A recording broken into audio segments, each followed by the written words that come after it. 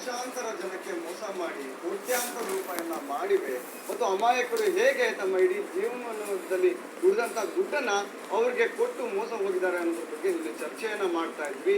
ಅದೇ ಚರ್ಚೆಯನ್ನ ಇವತ್ತು ಕೂಡ ಮುಂದುವರಿಸ್ತೀವಿ. ಅದಕ್ಕೂ ಮುನ್ನ ಇವತ್ತಿನ ಹೆಡ್ಲೈನ್.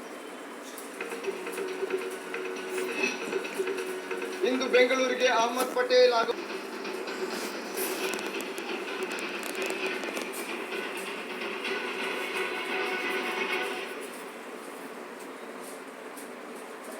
ವೀಕ್ಷಕರೇ, ಇನ್ನು ಕೆಲವೊಂದು 10 ಕಂಪನಿಗಳು ಸುಮಾರು 17 ಲಕ್ಷ ಮಂದಿಗೆ ಕಳೆದ 4 ವರ್ಷದ ಅವಧಿಯಲ್ಲಿ ಸುಮಾರು 3,400 ಕೋಟಿಯಷ್ಟು ವಂಚನೆಯನ್ನ ಮಾಡಿದೆ. ಹಾಗೂ ಆ ವಂಚಕ ಸಂಸ್ಥೆಗಳ ಚಿರ ಮತ್ತು ಚರಾಸ್ತಿಗಳನ್ನ ಅಟ್ಯಾಚ್ ಮಾಡೋದಕ್ಕೆ ಸಿಐಡಿ ಈಗ ಮುಂದಾಗಿದೆ. ಹಾಗಾದ್ರೆ ಅದರಿಂದ ನೊಂದವರಿಗೆ ಇದರಿಂದ ರಿಲೀಫ್ ಸಿಗತ್ತಾ? ಎಲ್ಲದರ ಬಗ್ಗೆ ಒಂದು ವರದಿ ಇಲ್ಲಿದೆ ನೋಡಿ. ಸಾರ್ವಜನಿಕರಿಂದ ಹಣ ಸಂಗ್ರಹಿಸಿ ಕೋಟ್ಯಾಂತರ ರೂಪಾಯಿ ವಂಚನೆ. ವಿವಿಧ ಕಂಪನಿಗಳಿಂದ ಹಣ ಜಪ್ತಿ ಮಾಡಿಕೊಂಡ ಸಿಐಡಿ. 422 ಪ್ರಕರಣಗಳ ತನಿಖೆ ನಡೆಸಿರುವ ಸಿಐಡಿ ಅಧಿಕಾರಿಗಳು.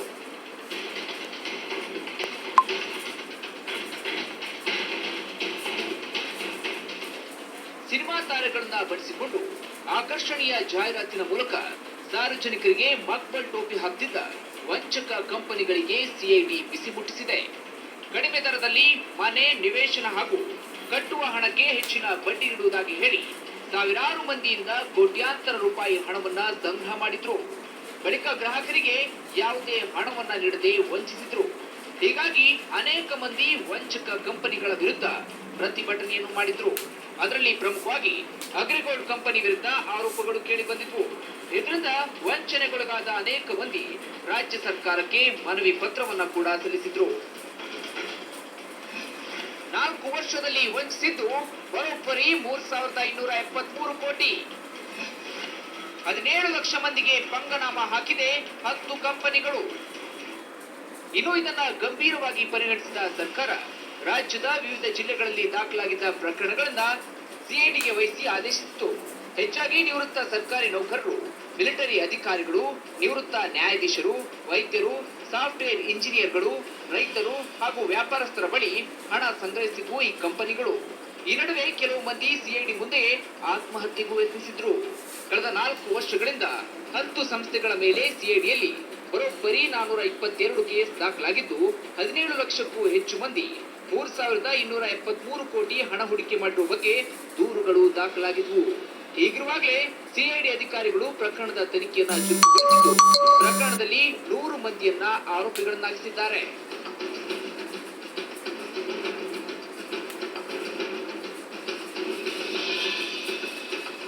ಇದೀಗ ಈ ಎಲ್ಲಾ ವಂಚಕ ಕಂಪನಿಗಳ ಚಿರಾಸ್ತಿ ಮತ್ತು ಚರಾಸ್ತಿಯನ್ನ ಮುಟ್ಟುಗೋಲು ಹಾಕಿಕೊಳ್ಳಲು ಮುಂದಾಗಿದೆ. ಹಿಂದೂಸ್ತಾನ್ ಇನ್ಫ್ರಾಕನ್ ಕಂಪನಿಯಿಂದ 389 ಕೋಟಿ, ಮೈತ್ರಿ ಫೌಂಡೇಶನ್ ಹಾಗೂ ಆರ್ಟಿಕಲ್ಚರ್ ಕಂಪನಿ 9.82 ಕೋಟಿ ರೂಪಾಯಿ, green buds agro farm limited 53 crore ರೂಪಾಯಿ, ಹರ್ಷ ಎಂಟರ್ಟೈನ್ಮೆಂಟ್ ಕಂಪನಿ 136 ಕೋಟಿ, ಡ್ರೀಮ್ಸ್ ಇನ್ಫ್ರಾಸ್ಟ್ರಕ್ಚರ್ 57.3 ಕೋಟಿ, ಟಿಜಿಎಸ್ ಕಂಪನಿಯ 259 ಕೋಟಿ, ಗೃಹ ಕಲ್ಯಾಣ ಕಂಪನಿಯ 277 ಕೋಟಿ, 7 ಹಿಲ್ಸ್ ಕಂಪನಿಯ 79 ಕೋಟಿ, ವೃಕ್ಷ ಬಿಸಿನೆಸ್ ಸೊಲ್ಯೂಷನ್ಸ್ 32 ಕೋಟಿ ಜಪ್ತಿ ಹಾಗೂ ಎಲ್ಲಾ ಕಂಪನಿಗಳಿಗಿಂತ ಹೆಚ್ಚಾಗಿ ಅಗ್ರಿಗೋಲ್ಡ್ ಕಂಪನಿಯಲ್ಲಿ ಬರೋಬ್ಬರಿ 1,600 ಕೋಟಿ ರೂಪಾಯಿ ಹಣವನ್ನ ಸಾರ್ವಜನಿಕರು ಹೂಡಿಕೆ ಮಾಡಿದ್ರು. ಆ ಕೂಡ ಡ್ರೀಮ್ಸ್ನಲ್ಲಿ ಸಾಕಷ್ಟು ಜನ ಅನುಭವಿಸಿದ್ದಾರೆ. ಸಾವಿರಾರು ಕೋಟಿ ಅವರು ಯಾರು ದುಡ್ಡು ಮಾಡಿದ್ರು ಅವರು ಮಜಾ ಮಾಡಿರೋದು ನೋಡಬೇಕು, ಸಿನಿಮಾಗಳು ತೆಗೆದಿರೋದು, ಹೀರೋಯಿನ್ಗಳು ಮಾಡಿರೋದು, ಅವ್ರು ಹೆಂಡತಿಯರನ್ನ ಇವೆಲ್ಲ ನೋಡೋದು ಭಾಳ ಬೇಸ.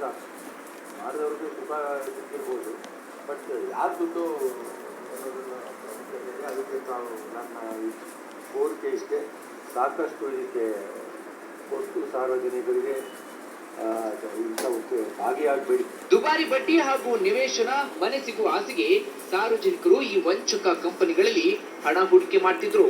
ಆದರೆ ಸಂಸ್ಥೆಗಳ ಹೆಸರಲ್ಲಿ ಜಮೀನು, ಐಷಾರಾಮಿ ಮನೆಗಳು, ದುಬಾರಿ ವಾಹನಗಳು, ಬ್ಯಾಂಕ್ಗಳಲ್ಲಿನ ಠೇವಣಿ, ಚಲನಚಿತ್ರ ನಿರ್ಮಾಣಗಳಲ್ಲಿ ಹಣ ತೊಡಗಿಸಿದ್ರು ಈ ಸಂಸ್ಥೆಗಳ ಕದೀಮರು.